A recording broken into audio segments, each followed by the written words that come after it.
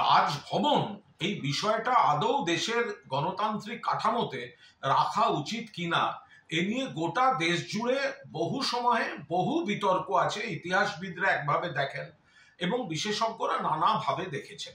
তো এখন এর সঙ্গে রাজনীতি জুড়ে মন্তব্য না করাই ভালো, কারণ এই পরিস্থিতিতে যেটা রাজ্যপালের যা যা ভূমিকা বা দায়িত্ব সেটা সংবিধানে নির্দিষ্ট করে দেওয়া আছে।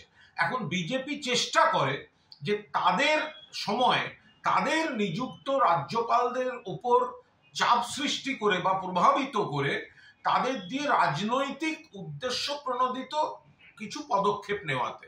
কিন্তু সংবিধানে যেটা লেখা আছে যদি শুধু সেটাই হয়, সেটা রাজভবন হোক বা লোকভবন হোক বা যাই, এটার মধ্যে রাজনীতি না ঢুকিয়ে সাংবিধানিকভাবে সংবিধানে রাজ্যপালদের যে দায়িত্বটা লেখা আছে এবং রাজ্য সরকারের সঙ্গে, কারণ রাজ্য সরকার হচ্ছে নির্বাচিত সরকার, জনগণের দ্বারা নির্বাচিত সরকার, আর রাজ্যপাল পদটি সারা দেশেই মনোনীত পদ, কেন্দ্রীয় সরকার রাষ্ট্রপতি ওখান থেকে পাঠাচ্ছেন। ফলে এইটা যদি সীমারেখাটা লঙ্ঘিত না হয় তো তাহলেই ব্যাপারটা সংবিধান অনুযায়ী থাকে। এবার বিজেপি সেটাকে দিয়ে রাজনীতি করাতে চায়, তাই ব্যক্তি রাজ্যপালরা বিতর্কে জড়িয়ে পড়েন।